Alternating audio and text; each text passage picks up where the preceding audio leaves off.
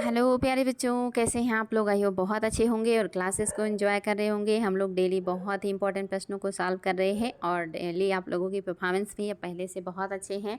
आज के प्रश्न भी आपके बहुत ही अच्छे हैं और मैक्सिमम आपके पढ़े हुए हैं। तो चलिए शुरुआत करते हैं आज की क्लास की।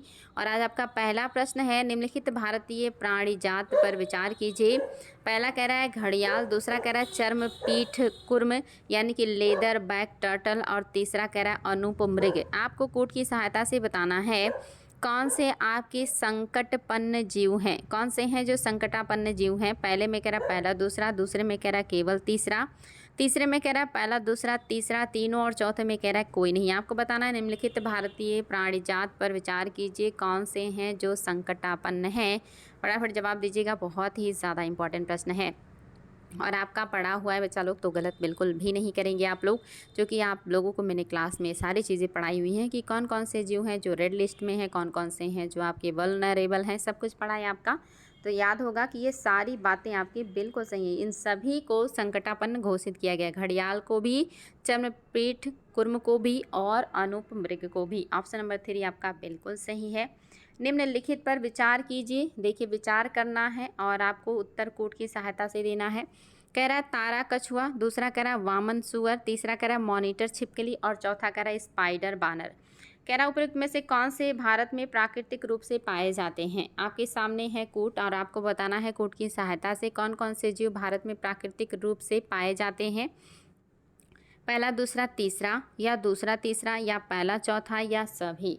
आपने कूट को देख लिया है। अब आपको मैं फिर से ऑप्शन को दिखा दे रही हूँ। इनमें से कौन कौन से जीव हैं जो भारत में प्राकृतिक रूप से पाए जाते हैं। क्या तारा कछुआ पाया जाता है, क्या वामन सुअर पाया जाता है, क्या मॉनिटर छिपकली पाई जाती है या स्पाइडर वानर पाया जाता है।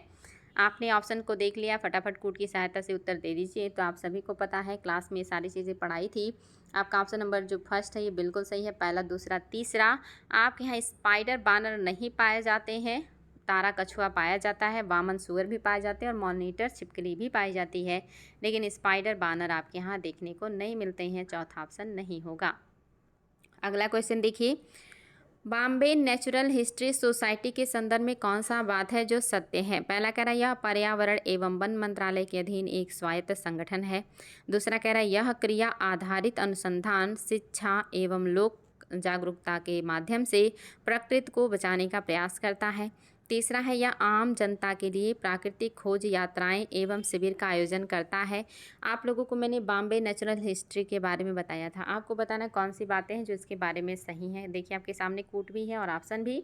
फटाफट जवाब दीजिएगा। पहले में है पहला तीसरा, दूसरे में है केवल दूसरा, तीसरे में है दूसरा तीसरा और चौथे में है सभी।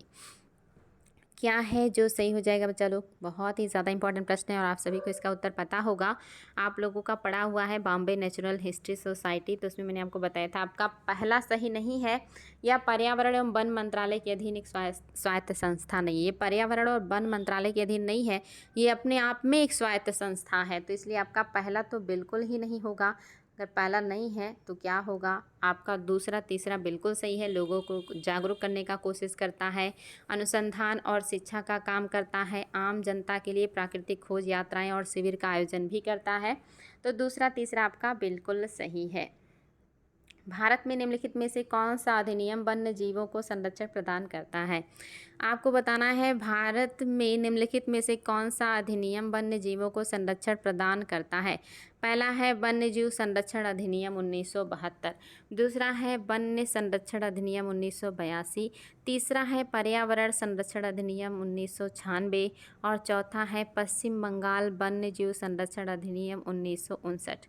फटाफट उत्तर दीजिएगा कि कौन सा है जो आपका सही हो जाएगा। भारत में निम्नलिखित में से कौन सा अधिनियम वन्य जीवों को संरक्षण प्रदान करता है और आपके हिसाब से क्या है जो सही हो जाएगा। आप सभी को पता है, हमने क्लास में बहुत अच्छे से सारी चीज़ें पढ़ी हैं कि आपका जो वन्य जीव संरक्षण अधिनियम आया था 1972 में, इंदिरा गांधी के टाइम पीरियड में, यही जो है अधिनियम वन्य जीवों को संरक्षण प्रदान करता है। पहला आपका बिल्कुल सही है।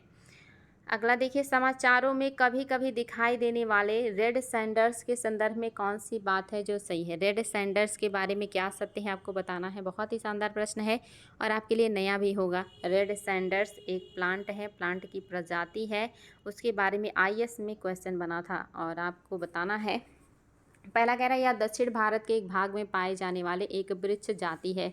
दूसरा कह रहा है यह दक्षिण भारत के उष्णकटिबंधीय वर्षावन क्षेत्रों में अति महत्वपूर्ण वृक्षों में से एक है। अब आपको बताना है केवल पहला सही है या केवल दूसरा सही है या तीसरे में दोनों सही है या कोई भी सही नहीं है। तो क्या हो जाएगा बच्चा लोग, कौन सा है जो आपका सही है। तो आपका जो सही है वो है केवल और केवल आपका पहला। यह दक्षिण भारत के एक भाग में पाई जाने वाली वृक्ष की एक प्रजाति है, बिल्कुल सही है। और कैसी वृक्ष प्रजाति है, तो ये पश्चिमी घाट में नहीं मिलता है, बल्कि कहाँ पे पाई जाती हैं, ये पूर्वी घाट में मिलती हैं। और चूंकि पूर्वी घाट में उष्णकटिबंधीय वर्षावन नहीं पाए जाते इसलिए ये नहीं होगा, बल्कि पूर्वी घाट में पानी कम बारिश होती है, शुष्क भूमि होता है। तो ये जो होते हैं पूर्वी घाट के, आपका जो लाल मृदा होती है, लाल मृदा में ये पाए जाते हैं। और लाल मृदा में ये कम पानी वाले शुष्क और गर्म स्थल पे पाए जाने वाले प्लांट हैं, इसलिए इनको रेड सैंडर्स कहा जाता है। इनकी संख्या बहुत कम है, पूर्वी घाट में सिर्फ ये देखने को मिलते हैं। खास करके आंध्र प्रदेश में ये ज़्यादा देखने को मिलते हैं रेड सैंडर्स, जो शुष्क और गर्म वातावरण में रहते हैं, कम फर्टाइल लाल मिट्टी में पाए जाते हैं। जो पर्वतों पर लाल मिट्टियों का निर्माण होता है यहीं पे पाए जाते हैं, इसलिए इनको रेड सैंडर्स कहा जाता है, क्योंकि ये रेड मिट्टी में होते हैं। तो याद रखेंगे, पहला सही है, दूसरा सही नहीं है। पश्चिमी घाट पे होते हैं और ये सदाबहार नहीं है, बल्कि शुष्क मरुस्थलीय मतलब शुष्क प्लांट हैं जो उच्च थोड़ा सा तापमान में रहते हैं।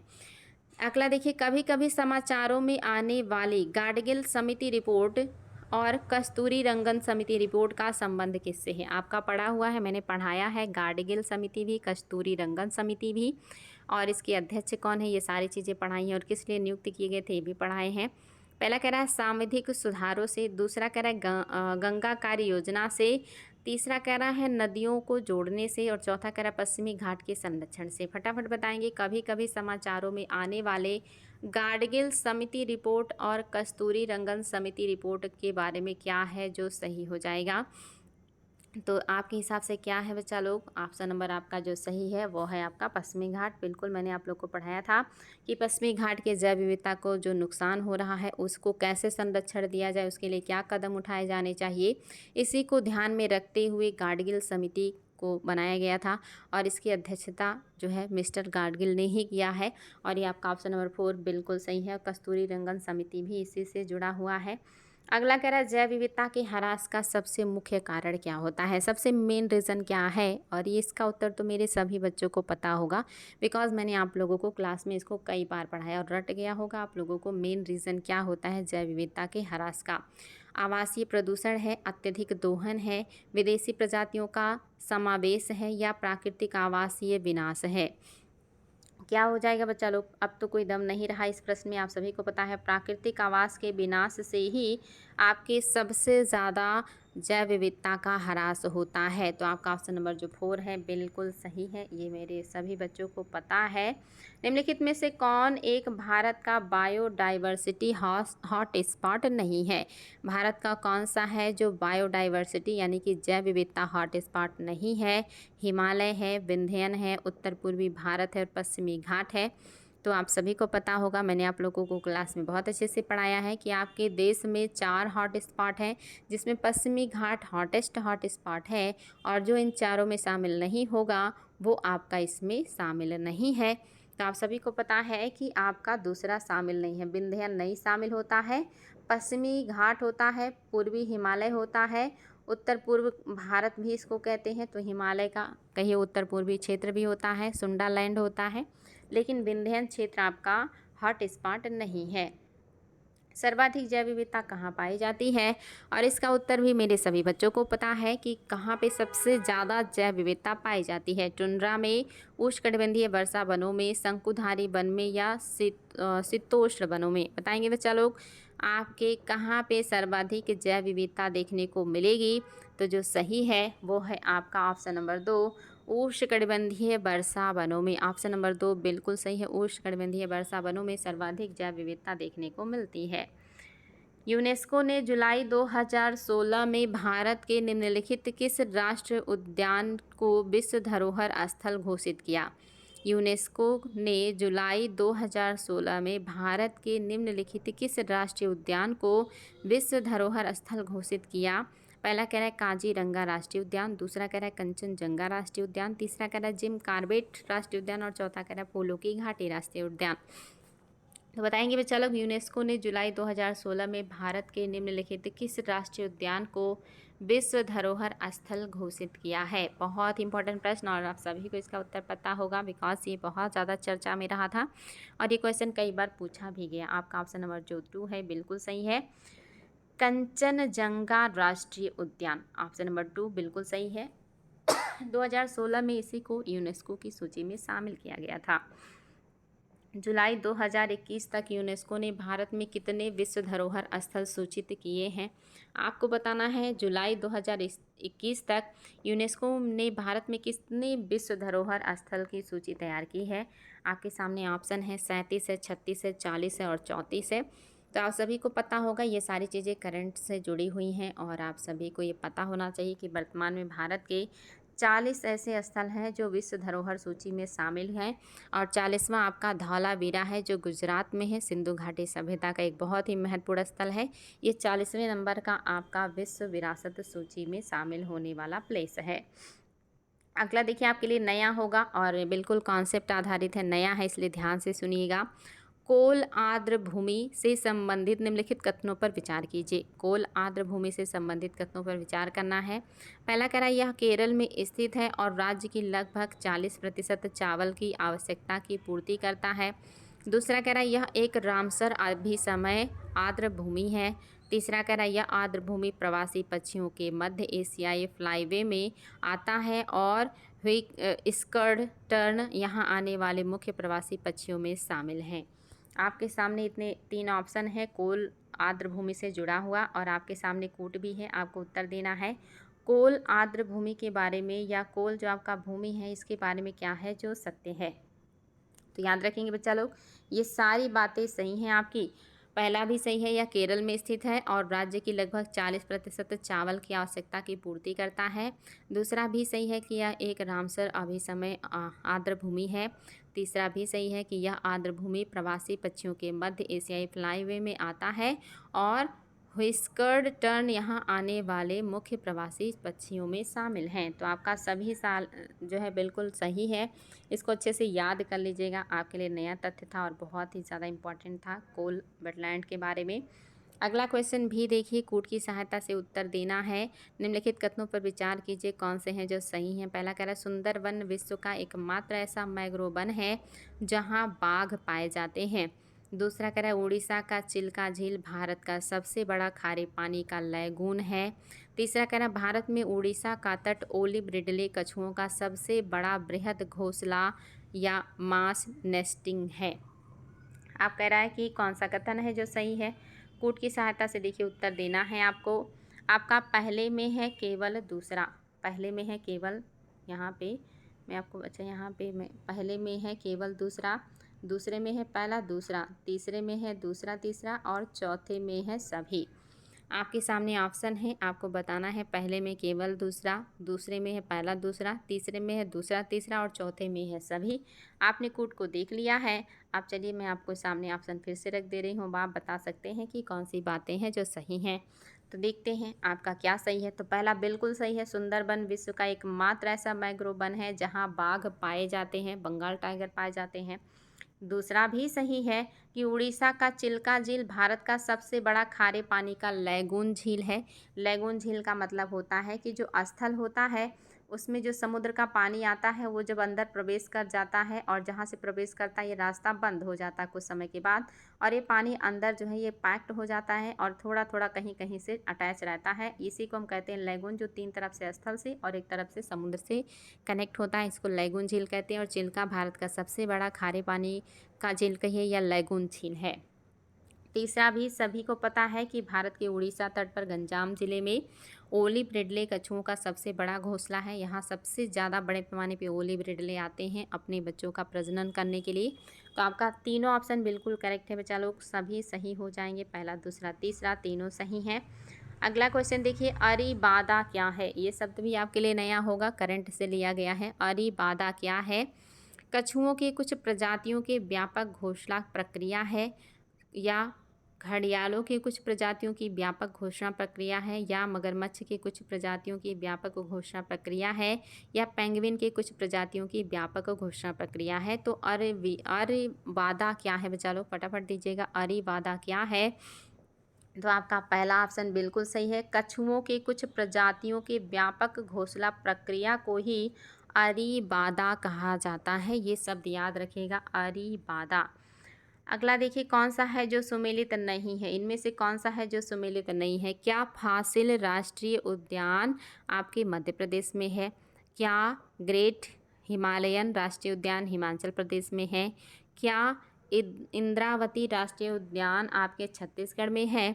क्या हेमिस राष्ट्रीय उद्यान तमिलनाडु में है? आपको सारे पढ़ाई हूँ, सारे आप लोगों को मैंने क्लास में बताए थे। मेन जितने भी आपके बायोस्फीयर रिजर्व हैं और उद्यान हैं, साथ ही आपके जैव मंडल मतलब जो है अभ्यारण्य है, सब कुछ पढ़ाई थी। और आप लोगों को हाल ही में क्वेश्चन भी प्रैक्टिस कराई थी। तो आपका पता है ना, चौथा सही नहीं है, क्योंकि हेमिस हाई जिसको कहते हैं ये लद्दाख में है, और ये भारत का सबसे बड़ा आपका अभ्यारण्य या राष्ट्रीय उद्यान भी है, हेमिस हाई। और साउथ बटन जो आपके सबसे दक्षिण में है, और ये सबसे उत्तर में है। अगला देखिए, भारत में यदि कछुए की एक जाति को वन्यजीव संरक्षण अधिनियम 1972 की अनुसूची 1 के अंतर्गत संरक्षित घोषित किया गया हो, तो यह क्या निर्धारित करेगा? अगर कछुए की कोई प्रजाति है और उसे वन्यजीव संरक्षण अधिनियम 1 में शामिल कर दिया जाए, तो इससे आपको क्या समझ में आता है?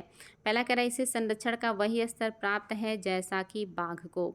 दूसरा कह रहा है इसका अब वन्य क्षेत्रों में अस्तित्व समाप्त हो गया है, कुछ प्राणी वन्य संरक्षण के अंतर्गत आते हैं और अब इसके विलोपन को रोकना असंभव है।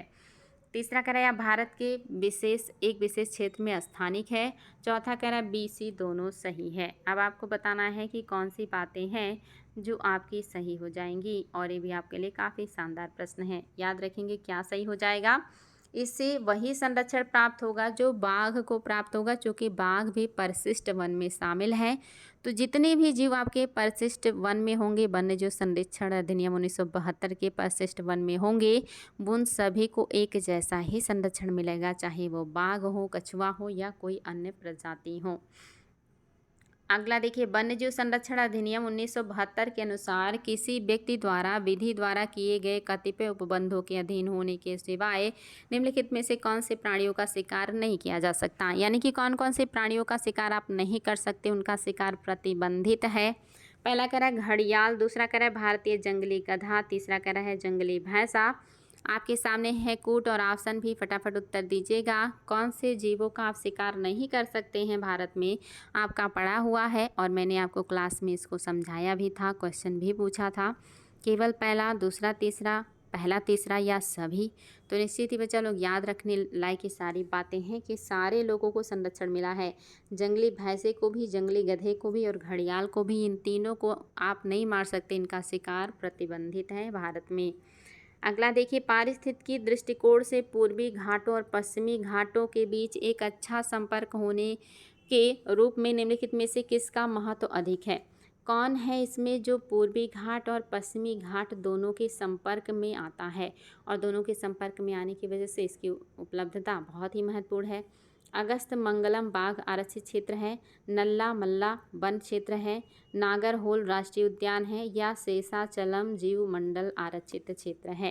बताएंगे बच्चा लोग। पारिस्थितिकी दृष्टिकोण से पूर्वी घाट और पश्चिमी घाटों के बीच का एक अच्छा संपर्क स्थापित करने वाला कौन सा हो जाएगा?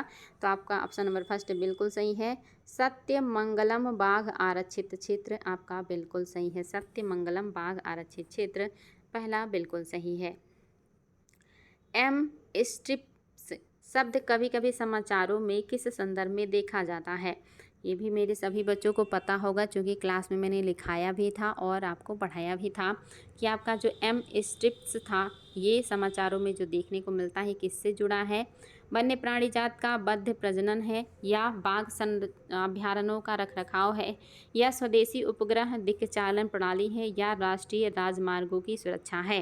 बताइए बच्चा लोग क्या है जो सही हो जाएगा? तो निश्चित ही आपको पता है क्या है, बाघ अभ्यारण्यों का रख रखाव से जुड़ा हुआ है आपका ये एम स्ट्रिप्ट शब्द, जो कि एक ऐप था जो कि बाघों के अभ्यारण्यों की रख रखाव के लिए लाया गया था। चलिए बच्चा लोग देखते हैं हमारा अगला क्वेश्चन, और ये भी बहुत ही शानदार प्रश्न है। कह रहा है यदि आप घड़ियाल को उसके प्राकृतिक आवास में देखना चाहते हैं तो आप निम्नलिखित में से किस स्थान पर जाना सबसे सही रहेगा? आप कहाँ जाएंगे तो आपको घड़ियाल अपने प्राकृतिक आवास में दिखेगा, आपको ये बताना है। पहला है भीतरकनिका मैंग्रोव, दूसरा है चंबल नदी, तीसरा है पुलिकट झील और चौथा है दीपोर झील। बताएंगे बच्चा लोग, बहुत ही शानदार प्रश्न है और आज का ये आखिरी प्रश्न है और आपका पढ़ा हुआ है और आप सभी को इसका उत्तर पता है कि जो सही है वो है आपका चंबल नदी। घड़ियालों के लिए संरक्षण के लिए जाना जाता है, चंबल नदी भी है, चंबल अभ्यारण्य भी है जो घड़ियाल संरक्षण के लिए, घड़ियाल प्रजनन के लिए जाना जाता है। तो आज के लिए इतना ही बच्चा लोग, हम लोग फिर ऐसे ही शानदार प्रश्नों के साथ मिलेंगे डेली, बहुत ही नई चीज़ें भी सीखेंगे, पुरानी चीज़ों का रिवीजन भी करेंगे।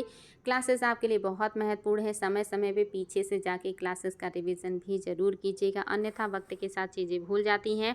ये दिमाग का एक प्रोसेस है कि वो अगर ज़्यादा दिनों तक आप उसको रिविज़न नहीं करेंगे तो आप भूल जाएंगे, चाहे कितना भी अच्छे से पढ़े रहें। तो उम्मीद है बात समझ में आई होगी, खूब अच्छे से पढ़ाई कीजिए। आज के लिए इतना ही। Thank you so much.